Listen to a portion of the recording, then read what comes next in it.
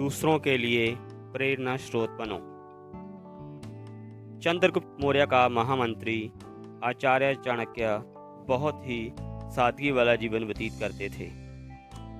एक बार गंगा में भयानक बाढ़ आई, हजारों लोग बेघर हो गए। इसीलिए बाढ़ प्रभावित लोगों के लिए पूरे प्रांत से कंबल इकट्ठे किए गए। महात्मा चाणक्य गंगा नदी के किनारे कुछ ऊंचाई पर एक झोपड़ी में रहते थे। झोपड़ी में जीवन के लिए उपयोगी साधन बहुत कम रखे गए थे।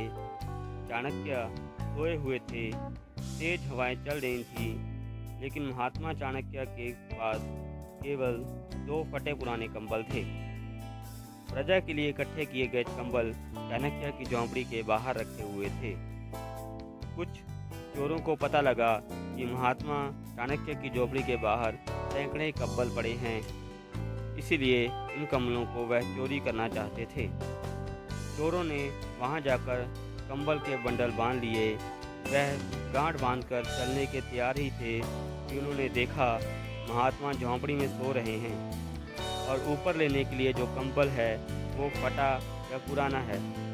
चोर यह देखकर हैरान हुए कि भारत के इतने ऊंचे ओहदे पर विराजमान व्यक्ति ने फटे पुराने कंबल से खुद को ढका हुआ है, और हम कितने दुष्ट हैं जो बाढ़ पीड़ितों के लिए इकट्ठे गए कंबलों को चोरी कर रहे हैं। पछतावे नाल भरकर वह चाणक्य के पैरों में गिर गए और चाणक्य उठकर बैठ गए। चोरों ने कहा, कंबलों का इतना ढेर लगा है, फिर भी आप इतने फटे पुराने कंबल का उपयोग क्यों कर रहे हैं? चाणक्य ने कहा, यह कंबल बाढ़ पीड़ितों के लिए हैं, उनकी अमानत हैं। हमें किसी की अमानत के प्रयोग नहीं करना चाहिए।